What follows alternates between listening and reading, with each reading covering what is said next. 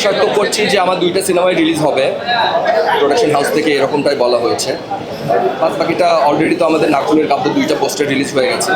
এখন পিনিকে 2টা আগেই রিলিজ ছিল, এখন তাদের নতুন প্ল্যান অনুযায়ী আসলে সেটআপ থেকে করে আসবে আই থিঙ্ক। কোরবানিতে বাদে কোরবানিতে কেন চ্যালেঞ্জিংটা বেশি হয়ে গেছে? হয় সিনেমার এটা পোস্টের প্রোডাকশন রিলেটেড একটু ব্যাপার ছিল, যার কারণে হয়তো বা আসতে চেয়েও পিনিকটা আসতে পারেনি। সো আমার ডিরেক্টর এখানে জাহিদ জুয়েল ভাই, উনি আসলে ঠিকঠাকই একটা ছবি প্রেজেন্ট করতে চেয়েছে। পিনিকটা কাদের জন্য? পিনিক আসলে সবার জন্য, সাইকো থ্রিলার গল্প তো এটা সবাই পছন্দ করতেছে। ঢাকাইয়া দেবদাস জুনে শুটিংয়ের প্ল্যান আছে, আমাদের ফার্স্ট শট শেষ হয়েছে। তো যেহেতু এটা রিচুয়াল অ্যান্ড হচ্ছে পুরান ঢাকার অনেকগুলো রিচুয়াল পার্ট আছে, যেরকম এই যে কোরবানি ঈদে আমার বেশ কিছু শ্যুটের প্ল্যানিং চলছে।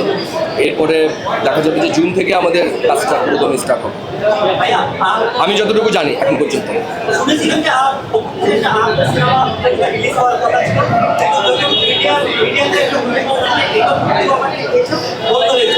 না, এখন এটা একদমই ডিপেন্ড করে হচ্ছে প্রোডাকশন হাউসের উপর। হ্যাঁ, সো এখন প্রোডাকশন হাউস যেটা ভালো মনে করবে তার ব্যবসায়িক অ্যাঙ্গেল থেকে, যদি মনে করে যে না আমার পরে আসবে, তার পরে আসবে।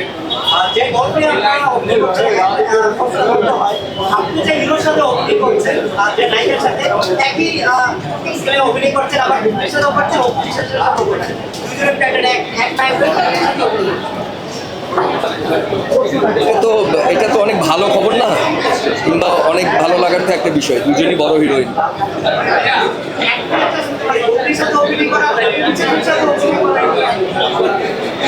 দুইজনের সাথে মানে দুইজনই তো আর্টিস্ট, খুব ভালো মাপের আর্টিস্ট। তো এটারই আসলে কোনো, এটা দর্শক স্ক্রিনে দেখতে পারবে, যেহেতু ম্যাডামের সাথে প্রথমবার আমি স্ক্রিন শেয়ার করলাম, এটা দর্শক দেখতে পাবে।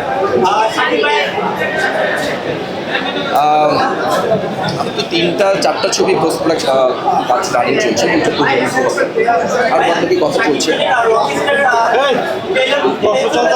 খুবই ভালো, খুবই ভালো লেগেছে, খুবই ভালো লেগেছে। যেহেতু আমার ব্যান্ডের একটু অভিজ্ঞতা ছিল, তো আমিও ওই জায়গাতে কানেক্ট অনেক ভালো করতে পেরেছি। Thank you so much, thank you, ভালো থাকবেন।